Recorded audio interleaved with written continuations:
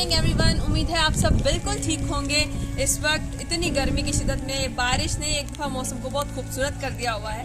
और जब इसको मैं देख रही थी तो मैं सोच रही थी कि खुदा अपनी परवरदिगारी में हमारी हर एक चीज़ का ख्याल रखता है कि हम गर्मी की शिद्दत महसूस कर रहे हैं, उसने अच्छा मौसम अता कर दिया। हमें किसी चीज़ की ज़रूरत है, वो हमारी ज़रूरियात पूरी करता है, यानी वो हर वक्त हमें देख रहा, हमारी ज़रूरियात का ख्याल रख रहा है। तो कितना ज़रूरी है कि हम इस बात का ख्याल रखें कि खुदा हर वक्त हमें देख रहा है, यानी ये कि हम उसके खौफ में ज़िंदगी गुजारें। इमसाल 9वां बाब उसकी 10वीं आयत में लिखा है कि खुदावन का खौफ हिकमत का शुरू है और उसको उसकी पहचान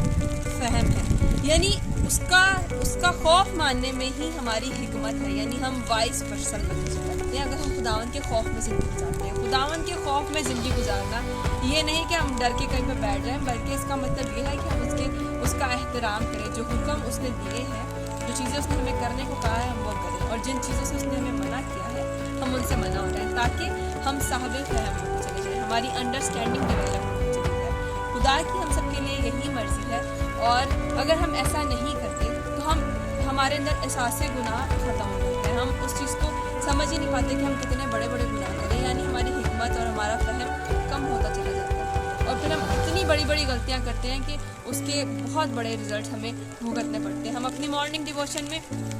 ओल्ड टेस्टामेंट पढ़ रहे थे, और जब हम सैमुएल की किताब पढ़ रहे थे, पहली और दूसरी, तो हमने दाऊद की ज़िंदगी को देखा, एक बेहतरीन शख्सियत जिसने बहुत सारे बड़े काम किए, और खुदा उसके बारे में कह रहा है कि ये मेरे को मेरी मर्जी के मुताबिक या मेरे दिल के मुवाफिक मेरे को मिल गया। उस शख्स की ज़िंदगी में देखिए, एक कमज़ोर लम्हे में जब उसने खुदावंद के खौफ को पीछे छोड़ा और बैतशबा से उसने शादी की,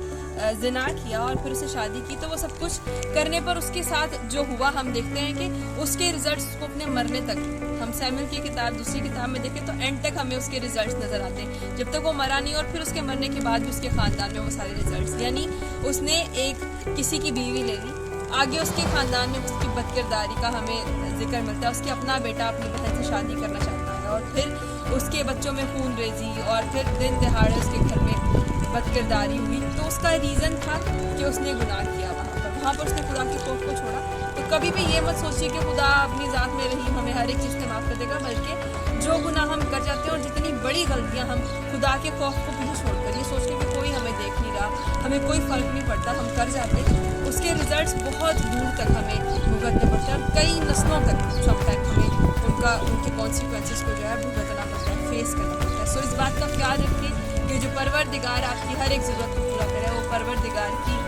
आपको हर वक्त खौफ मानने की बेहद ज़रूरत है, ताकि आप साहिब फहम होते चले जाएँ, ताकि आपकी हिकमत बढ़ती चली जाए, ताकि आपके अंदर एहसास गुनाह रहे, और आप हर बार माफ़ी मांगकर बड़ी गलतियों से बच सकें, और खुदावंद का खौफ आपकी ज़िंदगी में एक नई तब्दीली लाता रहे। मेरा ये मैसेज आप सबके लिए, मैं खुद इस पर गौर करी थी, तो मैं आप सबके साथ ये शेयर करना चाहती थी कि आप हर वक्त इस बात का ख्याल रखिए, खुदावंद आपको बरकत दे, और हर एक को जो ये वीडियो दिखता है ये तौफीक अता करे कि वो खुदावंद के खौफ में अपनी ज़िंदगी कर सके। खुदावंद आपके साथ हो, अपना और खुद से जुड़े हुए लोगों का बहुत सारा ख्याल रखिए। आपको अगली वीडियो में मिलेंगे।